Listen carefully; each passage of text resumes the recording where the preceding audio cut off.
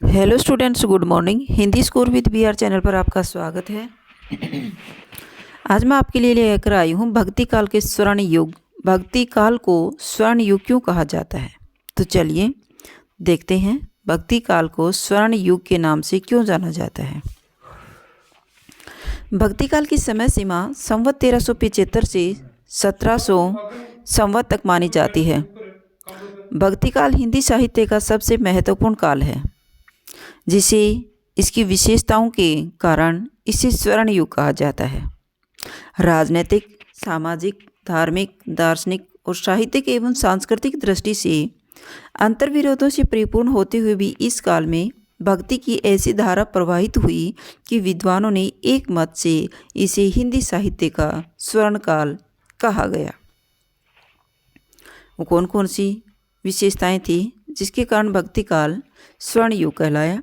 Number 1, महान कवि और समाज सुधारक। इस युग में महान कवि और समाज सुधारक व्यक्ति हुए हैं।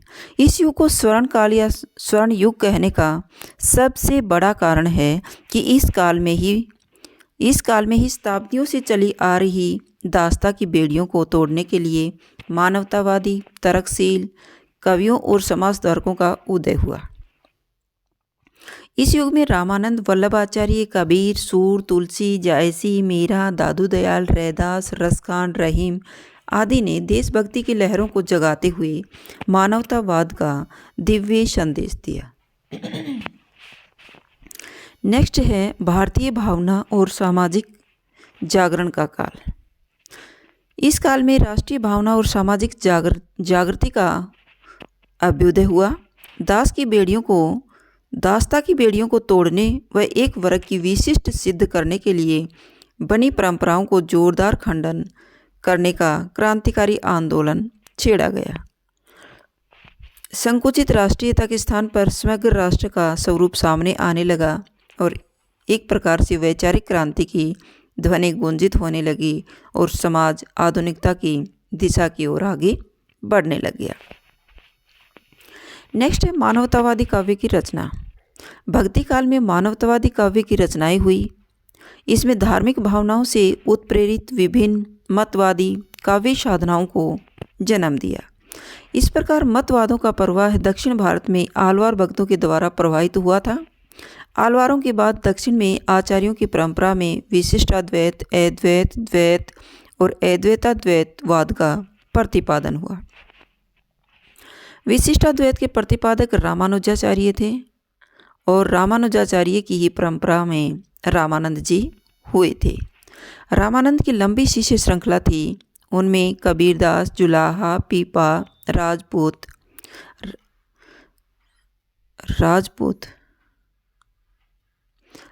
राजपूत, धन्ना जाट, सेना नाई, रैदास, चमार और सदना कसाई थे। ये उनके जातियाँ ऐड कर रखी हैं भाई। इस प्रकार रामानंद ने जात पात के भेदों को दूर करके मानवतावाद की स्थापना की। अनेक जातियों के उनके शिष्य थे। रामानंद के शिष्यों में कबीर सर्वाधिक चर्चित और लोकप्रिय हुए हैं। पॉइंट नेक्स्ट है भक्ति भावना के विकास का काल। भक्ति काल में भक्ति भावना का विकास हुआ। भक्ति काल में भक्ति भावना के दो रूपों में प्रस्फुटित हुई, निर्गुण और सगुण भक्ति। इस काल में सगुण एवं निर्गुण दो भक्ति भावनाओं का विकास एक साथ चलता रहा और दोनों ही काव्य धाराओं ने इस काल में अपने चरम को प्राप्त किया। निर्गुण धारा में कबीर, रैदास, दादू दयाल, पीपा, धन्ना आदि हुए। तुलसीदास, सूरदास, मीरा आदि कवियों ने अपनी रचनाओं के माध्यम से सगुण मत का प्रचार प्रसार कर सगुण भक्ति को पराकाष्ठा तक पहुंचा दिया। नेक्स्ट है गुरु की महिमा का वर्णन। भक्ति काल में सगुण और निर्गुण दोनों के मतों के सभी कवियों ने गुरु के महत्व पर प्रकाश डाला है। कबीरदास ने कहा है कि भक्ति सगुण रूप से करिए या फिर निर्गुण रूप से, लेकिन दोनों में गुरु का होना अति आवश्यक है। तो कबीरदास जी ने कहा भी है, गुरु गोविंद दोऊ खड़े, काके लागू पाए, बलिहारी गुरु आपने जिन गोविंद दियो बताए। गुरु, कबीरदास जी कहते हैं गुरु और गोविंद परमात्मा दोनों खड़े हैं और मैं सोच रहा हूँ किसके पैर लागूं, लेकिन मैं सबसे पहले अपने गुरु पर ही बलिहारी जाता हूँ, क्योंकि गुरु ने ही गोविंद से मिलवाया है। इसी तरह तुलसीदास, सूरदास, मीराबाई, जायसी आदि ने भी गुरु के महत्व का वर्णन किया है। नेक्स्ट है सत्संगति के महत्व का उद्घाटन। इन कवियों ने अपनी रचनाओं में व्यवहारिक जीवन से विभिन्न दृष्टांत देते हुए सज्जनों की प्रशंसा और दुर्जनों की निंदा करते हुए समाज में सत्संगति की आवश्यकता पर बल दिया है। सत्संगति न केवल समाज बल्कि व्यक्तिगत उत्थान के लिए भी परम आवश्यक है। एक उदाहरण देखिए, कबीरा संगत साध की हरे और की व्याधि, बुरी संगत ऐसाध है आठों पहर उपाधि। कबीरदास संगत साध की, कबीरदास जी कहते हैं कि साधु की संगत लेने से हरे और की व्याधि, हर किसी की व्याधि बीमारी हर लेता है। बुरी संगत ऐसाध है, बुरी संगत के साथ न रहिएगा।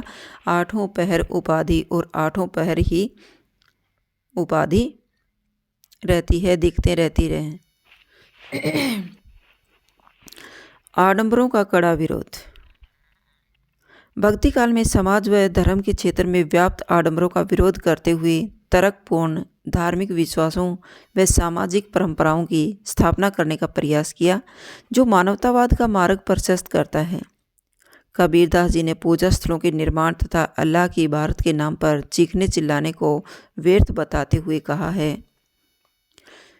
कबीरदास जी कहते, कंकड़ पत्थर जोड़ी के मस्जिद लई बनाए, ता चढ़ा मुल्ला बांग दे क्या बहरा हुआ खुदाई। कबीरदास जी मुसलमानों पर व्यंग्य करते हुए कहते हैं कि कंकड़ और पत्थर जोड़ करके मस्जिद बना ली है और अब उसके ऊपर चढ़ करके ईश्वर के लिए बांग लगाते हैं, ऊंची ऊंची आवाज़ें लगाते हैं, क्या उनका खुदा बहरा हो गया है। तो इस दोहे में मुसलमानों पर करारा व्यंग्य किया गया है, उनका मजाक उड़ाया गया है। नेक्स्ट है लोक मंगल के भावना का काल। भक्ति काल का काव्य लोक मंगल का काव्य है। यह काव्य सर्वसाधारण हित एवं उत्थान का काव्य है। यही कारण है कि भक्ति काल कवि अपनी काव्य रचनाओं में सभी मनुष्यों को समानता का दर्जा देते हुए प्रत्येक व्यक्ति के लिए मंदिर के कपाट खोलने का समर्थन करते हैं। वे कवि बड़ी बेबाकी से उन धर्म ग्रंथों को कचरे के ढेर कहते हैं जिन धर्म ग्रंथों में निम्न जाति के लोगों का मंदिर में प्रवेश वर्जित बताया गया है। इनके प्रयासों से तथाकथित धर्मगुरुओं की पोल खोलने लगी है, उनका आधार खिसकने लगा है। ऐसी स्थिति में भक्ति के द्वार सबके लिए खुलने लगे हैं। मन से समानता स्वीकार कर लेने पर भी समाज में कहीं कहीं समानता का व्यवहार होने लगा। इससे स्वतंत्रता से पहले और भारतीय संविधान के द्वारा प्रदत्त समानता से पहले एक बड़ी उपलब्धि कहा जा सकता है कि इस उपलब्धि के लिए भक्ति काल को स्वर्ण युग कहा जाना उचित है। नेक्स्ट है ब्रज एवं अवधी भाषाओं का विकास। इस काल में ब्रज भाषा और अवधी भाषा में रचनाएं रची गई हैं। भक्ति काल की रचनाओं में ब्रज एवं अवधी भाषा का अभूतपूर्व विकास देखने को मिलता है।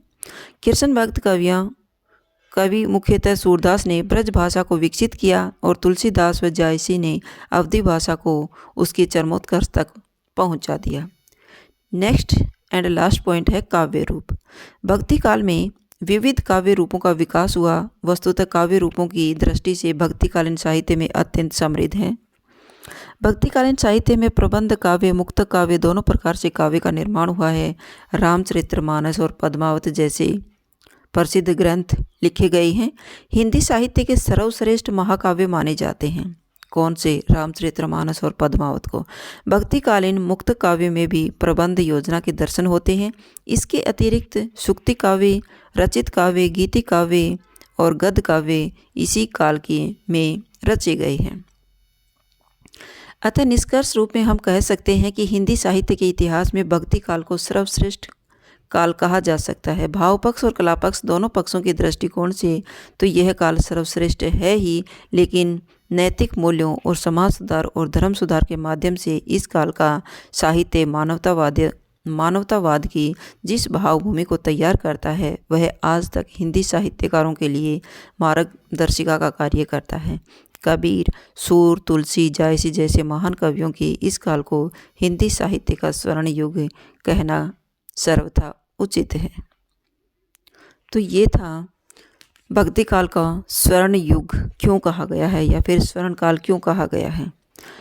अगर आपको मेरी वीडियो अच्छी लगी हो तो प्लीज़ लाइक कीजिए, शेयर कीजिए और सब्सक्राइब करना न भूलें। फिर मिलते हैं नेक्स्ट वीडियो में। Bye bye.